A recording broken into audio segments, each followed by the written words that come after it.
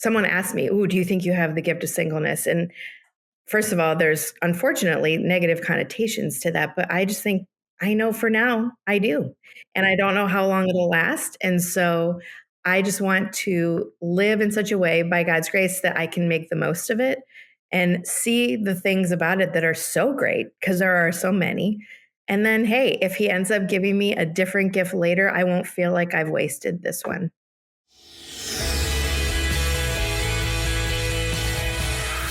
Greetings and welcome to the Missions Podcast, the show that explores your hard questions on missions, theology, and practice to help goers think and thinkers go. I'm Alex Kochman, Director of Communications and Engagement with ABWE, joined by Scott Dunford, pastor of... What's the name of your church again? Oh yeah, Western Hills Church in San Mateo, California. And I need my afternoon coffee very clearly. And Scott, I wasn't going to bail you out there, Alex. No, Alex even built our website, so like he's got no excuses. It's true. There's no excuse. There's no excuse. He's basically an employee of our church, but you know, whatever. Well, I keep wanting to name your old church.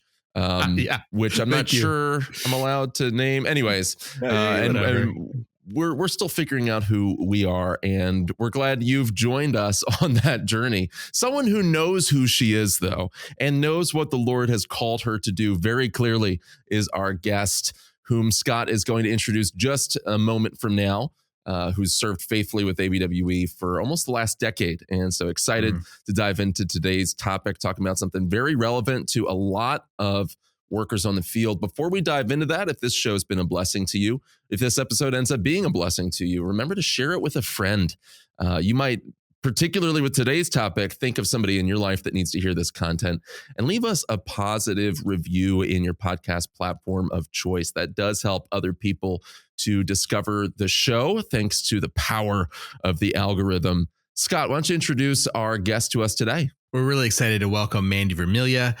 She's been with ABWE for the last 9 years in Montreal, Canada, which, you know, Canada doesn't feel like a foreign country until you go to Montreal. Then you're like, oh yeah, this is not America anymore. And about 2 years ago, she started a ministry called Flourish. And she's kicking around a new idea. No, I'm just kidding. We were teasing offline that she was going to start a new ministry called Forge, for single young men. but Flourish is a ministry kind of geared toward equipping, encouraging, blessing, single missionaries, single female missionaries on the field. And so I'm kind of excited to talk to you about this and dive into some of the questions that I think, you know, Alex had made a comment that, you know, it affects a lot of our missionaries. I think it probably affects almost all of our missionaries directly or indirectly. So just dive right in. I'm going to ask you a question. You can kind of give a little bit of information about yourself that I might have butchered, but let's just dive into the big question of like, is singleness a gift? You know, I think that, you know, Paul clearly calls it that, but often in the church, we kind of view it as like, maybe it's a gift, but it's like the gift that nobody wants. And so what do we mean and not mean when we use that terminology? So Mandi, kind of introduce yourself and then talk about what we mean and don't mean when we talk about singleness as a gift. Well, thanks, guys. It's great to be here with you. So I've been ministering here with ABWE for 9 years in Montreal, Canada. And the whole idea for this ministry, it's just interesting how God kind of led me into it. I met a church here in Montreal that is a very low average age. I'm one of the older people at the church, which is kind of cool and kind of weird at the same time. But what that means is we have a very high population of, you know, 20s and 30s. And as I started befriending and having relationships and friendships with the single women in our church, just realizing there was a need to kind of bring us together to talk about things. I was having a lot of individual conversations and then realizing, man, there's patterns and overlap all over. So I really feel like God led me to kind of bring us together and just kind of create a space where we can talk through things. Even if you're not going through it right now, it's good to know someone else is. You're not the only one experiencing, you know, some of the difficulties. And so God really blessed that. And it was a really neat experience. And then about a year into it, I went to ME, and that was probably, no, for sure, the first time that I realized, oh, there's a lot of single women in the mission. It really hadn't been a blip on my radar. And I'll say for the sake of our non-ABWE listeners, Missionary Enrichment Conference. That's our annual conference for the ABWE family. Continue, Mandi. Yes, thanks. That's a good point. But it was just this interesting moment where at the beginning of one of the main sessions, they were recognizing missionaries for years of service and whatnot. And I just kept seeing a couple go by and then a single woman and then another single woman and then a couple. And God used that to really just start to like create this thought like, okay, what is there anything going on for us? I knew I wasn't aware of anything. There had been things in the past. So anyway, it took a little while, but I eventually just started asking questions and sort of it turned into, yes, please do something because there was something in the past and it was great, but we haven't really known what to do since then. And so, yeah, I just like to say that I've been along for the ride because it's a total God thing. And just kind of figuring out what that looks like. I'm still kind of, figuring out as I go, but we have over 120 women all over the world. Some of them are still raising support. Some have been serving for, 50 years. And so just this, how does it look to support them and encourage them? Yeah. And I think I'm going to get to your question in a minute. I'm not stalling, even though it's a doozy. But I think that when the three words that really came to my mind and have become sort of like the mission and the desire is to empower these women, to make them feel valued and make them feel heard. And so honestly, like being on here today, I feel like is a big piece of that because there's so much that goes into that. And I think that we can all struggle maybe with feeling those three things, but I think there's something about being a single woman, particularly in a ministry context, where those things are amplified more so. So anyway, that's kind of a little blurb about me. Yeah.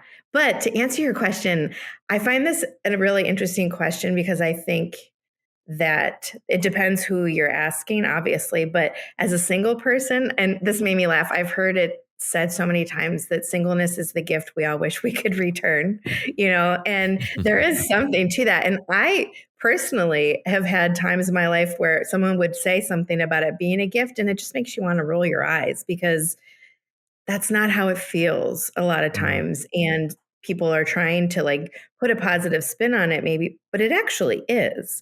And so I think the challenge is, what does that look like? What does that mean? And I heard on a podcast that I really enjoy following, someone said so simply, he's like, if you're wondering if you have the gift of singleness, I can tell you a really easy way to know. If you woke up today single, then you have the gift of singleness. And I think it's this idea of it's a season or it's going to be for my whole life. I don't know. And for now, I need to pray. And for me, it's been, Lord, help me to see and understand what that means that it's a gift, because it doesn't always feel like it. But I have a feeling that our married friends might also say that sometimes marriage doesn't feel like a gift either, but it's where God has put you. It's the context in which you're living your life. And so I think a lot of it, I don't really subscribe to. Someone asked me, do you think you have the gift of singleness? And first of all, there's unfortunately negative connotations to that, but I just think I know for now I do. And I don't know how long it'll last. And so I just want to live in such a way by God's grace that I can make the most of it and see the things about it that are so great, because there are so many. And then, hey, if he ends up giving me a different gift later, I won't feel like I've wasted this one. Hey, listeners, we know you believe in missions. Otherwise, you probably wouldn't be listening to or watching this show.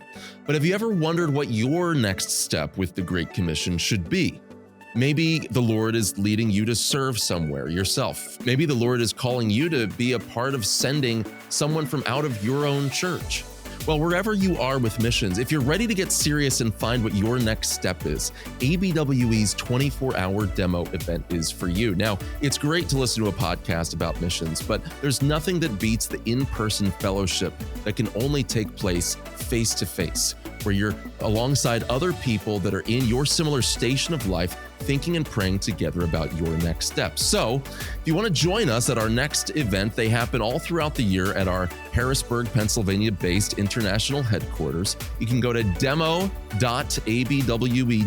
Again, that's demo.abwe.org demo.abwe.org and use the promo code podcast for a discount on your registration fee. So it takes all excuses away. What are you waiting for? Come find your next step with the Great Commission at demo.abwe.org,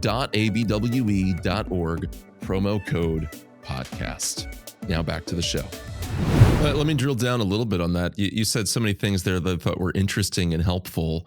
The idea, especially of the givenness, the gift nature of everything about your station in life, which I think is what Paul is getting at when he says to the Corinthian church, let each one remain in the state in which he's called. He's not saying that there aren't some states that are better or worse than others. After all, he talks to slaves and masters, and he says, if you're a slave, feel free to take advantage of the opportunity to be freed, but you can still glorify God in that state. And really what he's getting at is, providentially, wherever the Lord has placed us is a gift, whether that's what we would have selected for ourselves or not. But I am curious, would you make a distinction and say, well, there is a type of Christian in church history that has a particular aptitude, let's use that word, for celibacy, where they're single, they don't desire relationship, they're not open to it, they don't have the sorts of desires that many of us do have, and perhaps because of that, they're able to decisively accomplish perhaps more for the kingdom than a person who also has family considerations, who's serving the Lord, but in other ways. Like what Paul describes. Do you see that, or do you really focus more on what you see in your own individual life, as whether it's for the next 5 years or the rest of my life? This is just where I'm at now. How do you distinguish those things? In a broad sense, I would honestly say only God really knows that, right? And so, are there people? I have single friends who are like, you know what, I'm good. It is not something that I struggle with. They don't have, the feelings of, oh gosh, I wish I still could get married, that I could share, my life with someone and partner with them. And I think that's great. They have other struggles perhaps, but so I would say for sure, could God really give someone just that sense of, you know what, no, this is good. And I hope it lasts forever. I think that is absolutely possible. But I don't know. I think that we need to even hold that loosely, because you don't know what God's purposes are for your life, right? And so maybe you'll be single for a long time, and God's going to allow that to be so fruitful and for your good, for His glory. But hey, maybe He'll change your mind. And so to me, just relying on and leaning into God's sovereignty in that, and just knowing. But I'm sure what you're saying, absolutely. We've seen people throughout history that were single their whole lives. And even if we don't know the ins and outs of whether they struggled with that or not, clearly there are things about being single that open you up to greater, or I don't want to say greater, more fruitfulness in certain areas. Because like you said, you don't have the same, your attentions aren't divided, in your family and all that. Yeah, we look at, so many amazing role models in modern history of like Amy Carmichael. Could she have done what she did if she had a husband and children? No, God gave her hundreds and thousands of children that were not that she didn't give birth to because of that. Gladys Allward, we Lottie Moon, we could go on and on of names. These aren't even dealing with our ABWE missionaries. Right. Oh, it's so true. And then you have people, I'm preaching through Ruth right now for Advent. And it's like, God, there are some people that like were married, like a Naomi and a Ruth, that become single, not because of God's providence. And it's unique the way God uses our circumstances and puts us where we need to be for what we need to do. I was,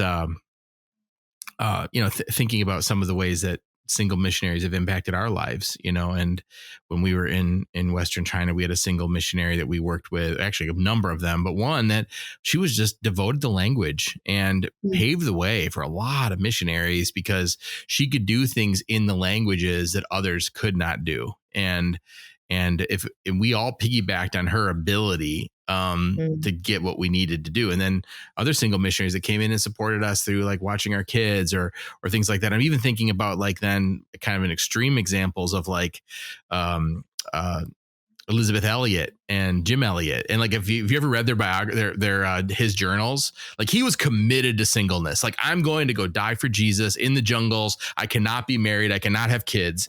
And then Elizabeth was the same way. And then it's like, no, God had other plans, and they fell in love and realized, oh, singleness isn't going to work because I'm in love with this person.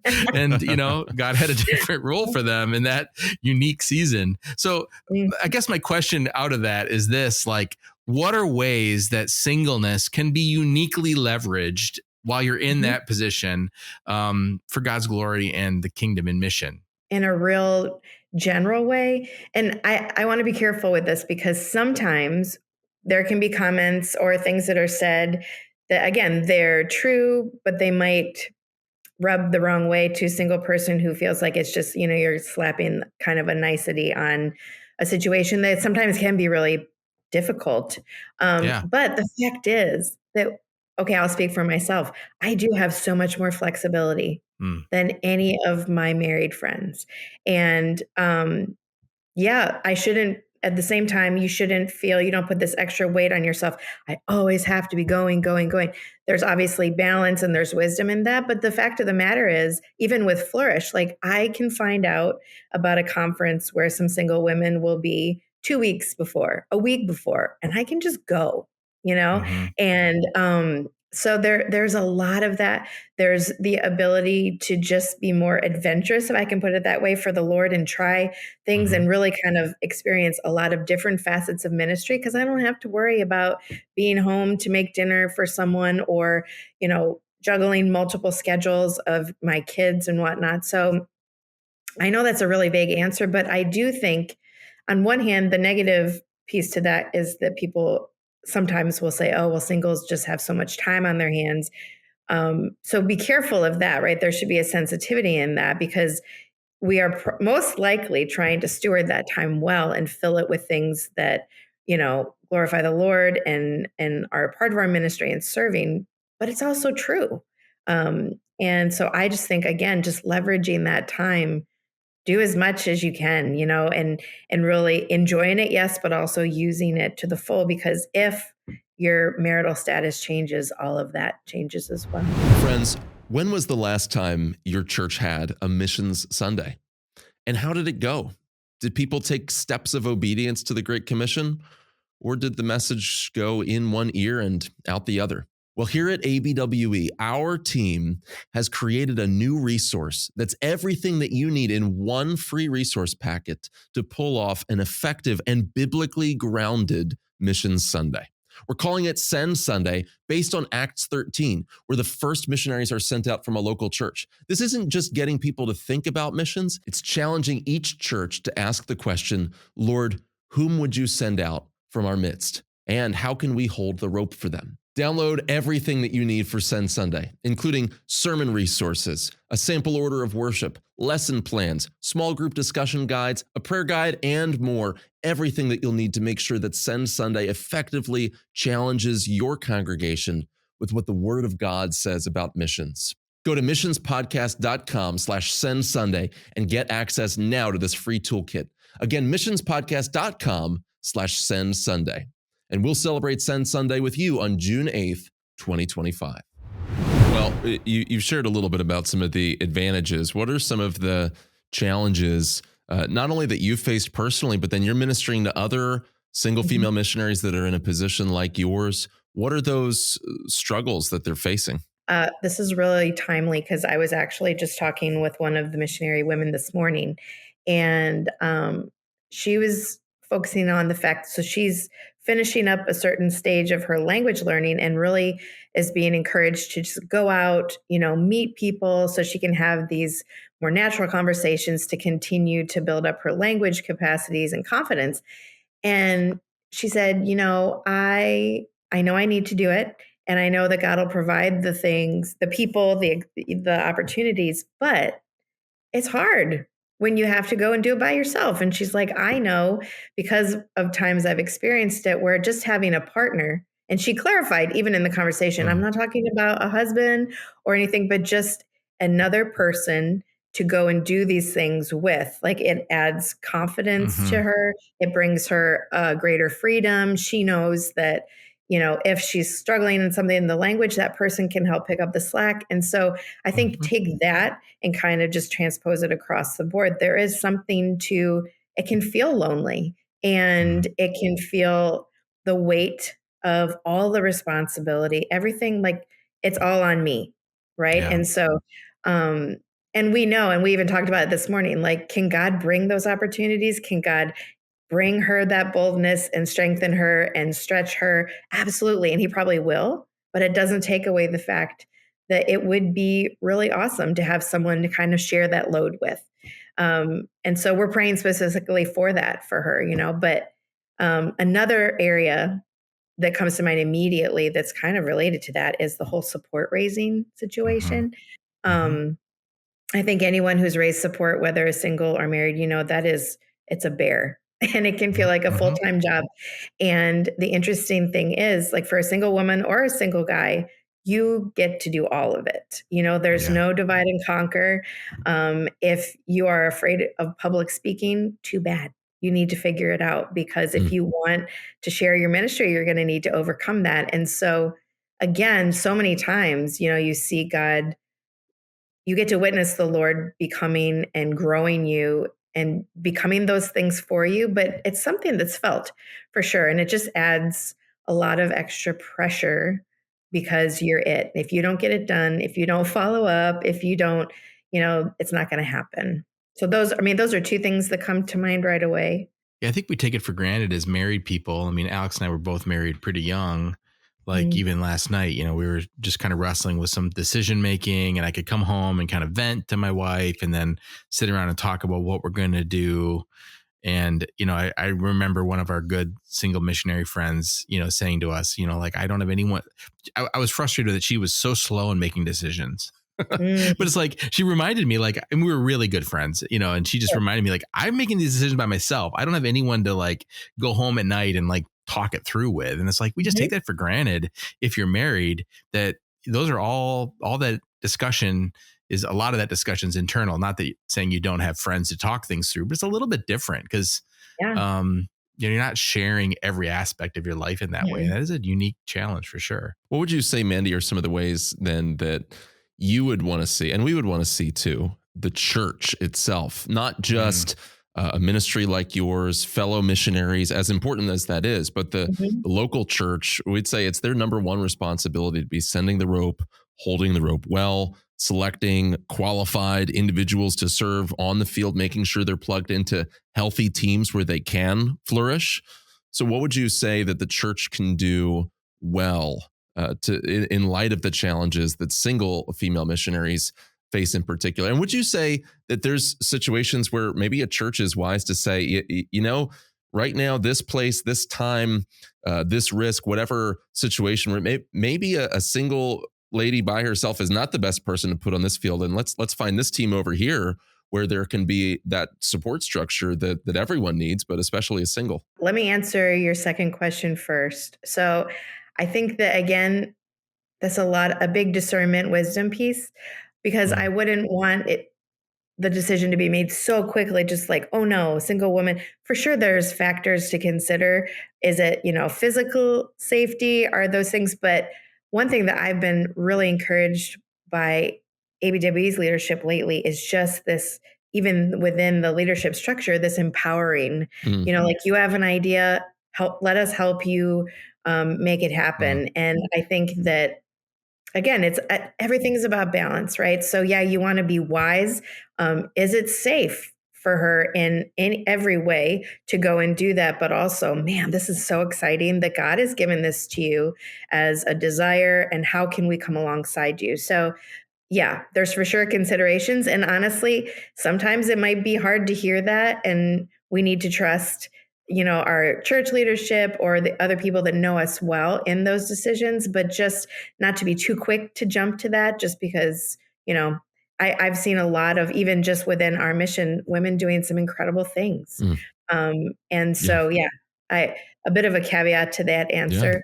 But as far as the church goes, and, I think this is true of Ascending Church, but also it's interesting. I've heard from women who are not on the mission field, but they are in a ministry, some kind of ministry in their local church. And so this resonates across the board. But I think that sometimes, and I'm sure single guys feel this way too, so I want to be careful to include them as well. Sometimes single people can feel invisible or can feel like the church doesn't really know what to do with you. And so what that unfortunately can mean, even if it's not intentional, is you kind of just get put over to the side. And so I will say, for me personally, even as a missionary, that what I appreciate the most is knowing that you care and that you have taken a little extra time to get to know me. And I think too, so if you compare for just a minute, like a single missionary with a family. So if the family's coming to visit, the tendency would be, let's remember how old the kids are, what are their interests, and really dig in to make them feel welcome. Well, why wouldn't you do that for your single missionary as well? And unfortunately, I've heard from a lot of women that it's been really hurtful sometimes to feel like, well, okay, you're coming and we'll give you this amount of time, in Sunday school class, but they don't. And I understand, like, there's some churches that have so many missionaries, and it's a lot to keep up with. And I never want to ascribe wrong motive, but I just think being intentional to get to know her as a person or him as a person. But I've had people ask me, what are a couple of things that I should know to better serve the single women, like on my team, even as missionaries. And I love the question because I know it comes from the right place, but I'm like, you're asking the wrong person. Don't ask me, ask her, And so I think just to have even an awareness that she can probably tell me, I should create a space where she feels comfortable sharing with me, so that I can, better come alongside her and meet her specific needs, because we don't all feel the same about singleness and we're not all in the same place about it. So you're not all the same? What? No, I know it's so weird, but it's true. People have their own opinions. It's crazy. What? Can I just follow up on that, Alex? Just real go quick? For it. Yeah. Because then we'll shift directions as a pastor slightly. myself, I like what. Here's your chance to speak to all the pastors who might be listening and go like, hey, this is what I wish they would do. Like, what do you, in your dream scenario, how do you want pastors to relate to you? Because sometimes pastors are just kind of awkward when it comes to women in general. I think we get so speak for yourself, Scott. We get so gun shy about like, oh, I don't want to cause any kind of weirdness or whatever, or they're completely not concerned with that, and that's like also a cause for concern. But like, what would you what do you wish pastors would do in relating to you? If I can be real honest about that last part, I think in the right willingness for appropriateness in relating, even just male, female, all of that. A lot of times, unfortunately, the single woman can be made to feel like she's the threat and she's the problem.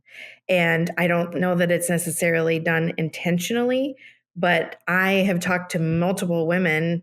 I felt it a little bit, thankfully, not too much, but just be aware, like in your desire to be appropriate for sure, but make sure that she knows it's not because of anything she did. It's not because, it could be a situation that it becomes inappropriate because you're not married. No, just be really careful and aware of how you're even approaching that, so that there's sensitivity and she knows you want to protect her just as much as you want to protect yourself.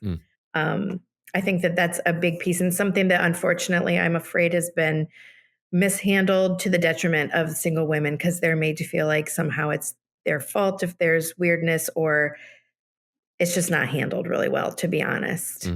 Yeah, that makes sense. So you're not radioactive is what you're getting at.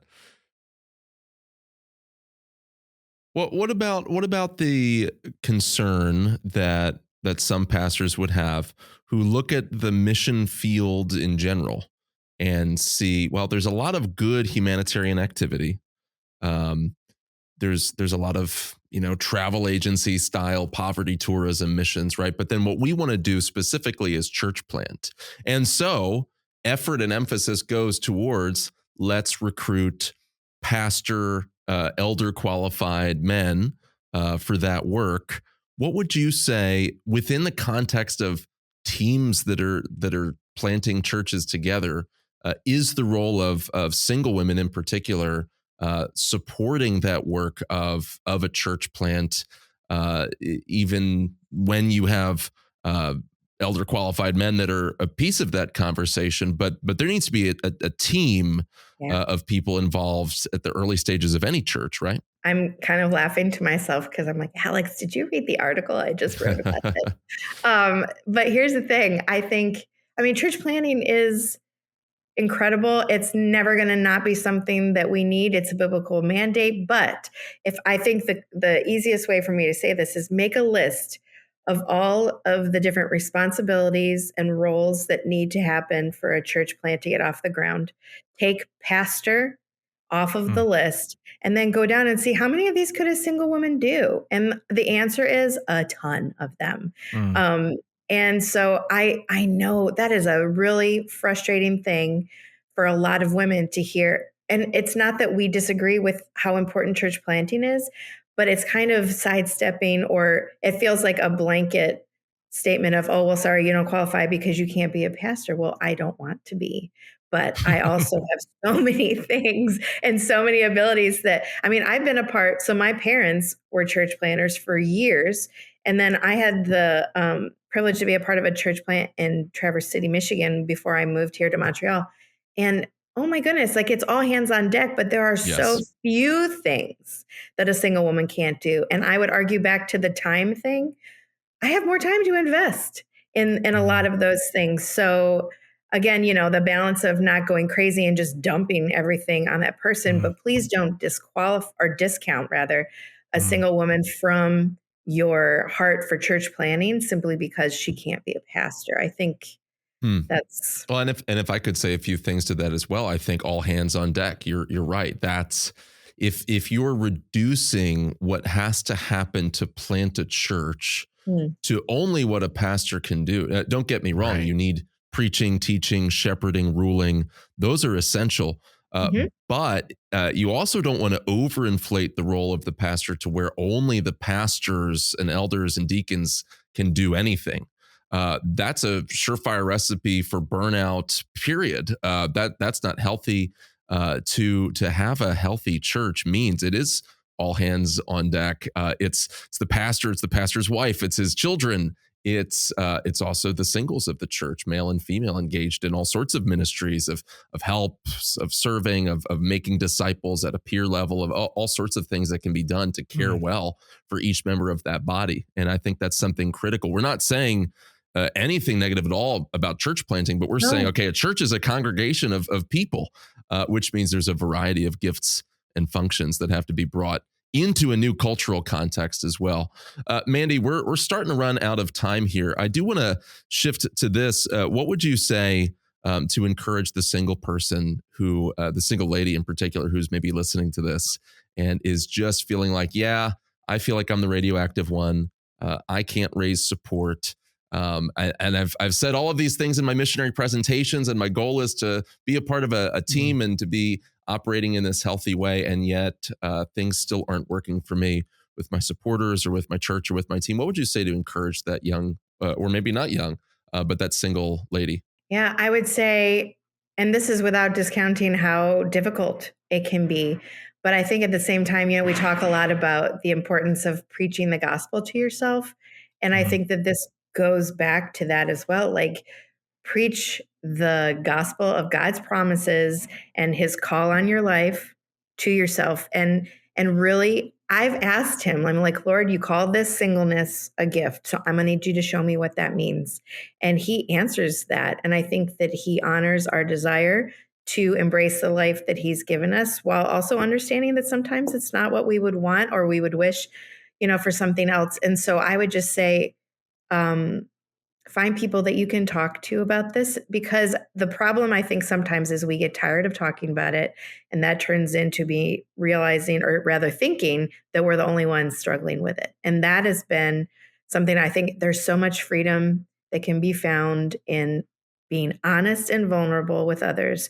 And so that would be an encouragement, like surround yourself, find some people that you can talk honestly about the struggles, but then also in terms of the support raising, so I am actually back in a pretty big season of support raising because my ministry is, as it expands, I'm going to be moving back to the States. And the Lord met me in a really incredible and very sweet way a couple weeks ago when I was just praying through the feelings of the overwhelmingness of it all. And like, there's so many funds I need.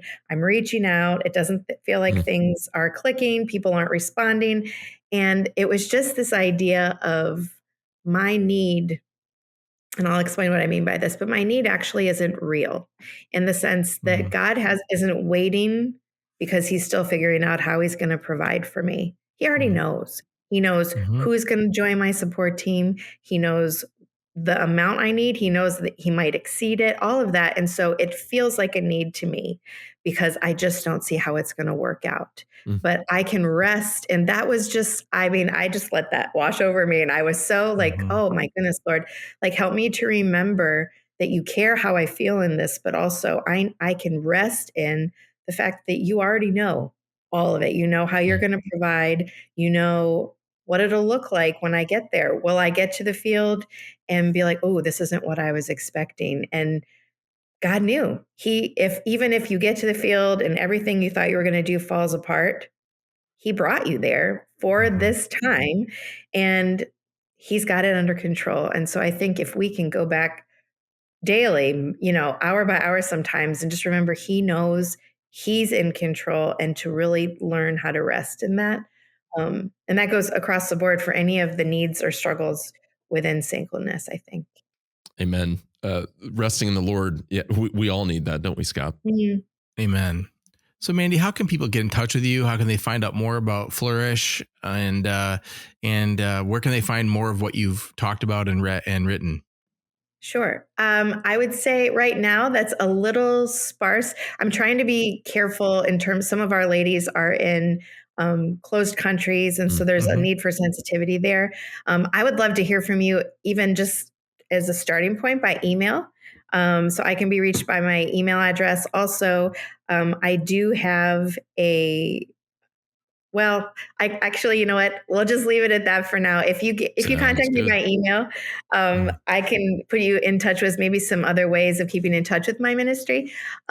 There is also on ABWE's page, there is a Flourish page that has some videos and some other things that kind of talk more about the ministry. But yeah, I think email is a good place to start. And your email would be? It would be Mandi.Vermilyea, and I'm sure that's a really easy spell, right? Super easy. At EveryEthne.org. So EveryEthne is our North American branch of the mission. Right. So maybe that can go in the show notes. That's right. We will put the proper spelling of your first and last name in the show notes. Perfect. Mandi, thank you for joining us today. For the rest of our listeners, what about the men? We haven't really discussed single men. Scott and I are going to pick up that conversation in the overtime. If you'd like to hear the overtime episode, simply subscribe to our premium club. You can do so at missionspodcast.com/premium. And for $9.99 per month, not $999, but $9.99 per month, partnering with the ministry. Yes, you will get access to our exclusive weekly bonus episodes and more. So what are you waiting for? Come on over. The water is fine. And if you'd like to get in touch with Mandi, you can do so using the link in the show notes. If you want to get in touch with us, you can email alex@missionspodcast.com. Who knows? Maybe you're one of our single men and you want to talk to some of the single ladies that are in the Flourish group. Again, message us for whatever reason. We would love to hear from you. Until our next episode, go make disciples of all nations. Thanks for listening.